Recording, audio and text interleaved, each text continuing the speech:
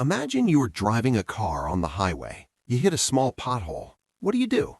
Do you let go of the steering wheel, cover your face, and scream? Do you stare in the rearview mirror at the pothole while the car is still moving at 100 kilometers per hour? Of course not. You feel the bump, you adjust your grip, and you keep your eyes on the road ahead. But in football, this is exactly what 99% of you are doing. You make a bad pass or you get dispossessed, and you immediately stare at the rearview mirror. You replay the mistake, you judge yourself, and while you are mentally time-traveling to the past, the game is still moving at 100 kilometers an hour around you.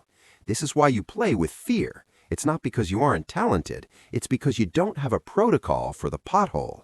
You are treating a simple data point, a mistake, as a definition of who you are. We need to understand the biology before we touch the ball.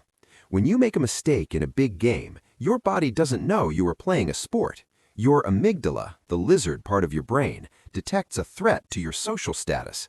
It dumps cortisol and adrenaline into your blood. This triggers the fight or flight response. And here's the worst part for a footballer. This chemical cocktail causes tunnel vision. Literally, your peripheral vision shuts down to focus on the threat. So when you make a mistake and feel scared, you physically cannot see the passing options anymore. You become blind. The best players in the world, Bellingham, Rodri, Messi, they don't have less fear. They just know how to hack their biology to reopen their vision instantly. They have a reset button. So how do we build this reset button? It comes down to a three-step mechanism that you must train just like you train your touch. Step 1, the physical anchor. Watch closely next time you see a top player make an error. They almost never look at the ground for more than a second. They have a physical trigger. For some, it's fixing their socks. For others, it's 2 quick claps. For you, I want you to pick an anchor. Maybe it's touching your chest. This physical action sends a signal to your brain. The mistake is over. We are rebooting. It separates the past from the present. Step 2, the optic flow. Remember the tunnel vision? We need to break it. Immediately after your physical anchor, you must force your eyes to scan the farthest point of the pitch. Look at the corner flag. Look at the striker on the opposite side. By forcing your eyes to widen, you trick your brain into thinking the danger has passed. You literally force your nervous system to calm down. Step 3, the next action. Fear lives in the pause. If you stop moving, fear grows. You need to replace the thought, "I messed up," with a simple command. Press, space, or scan. You need to replace emotion with instruction. The shadow method, training alone. Now you might say, but I can't train this alone. You are wrong. In fact, training alone is the only place to start. When you are doing your cone drills or your wall passing, I want you to intentionally introduce the glitch. Every 10 touches, I want you to intentionally make a bad touch, kick it slightly too far. Then practice the reaction. Bad touch, fix socks, anchor, scan the horizon, optic flow, sprint to recover the ball.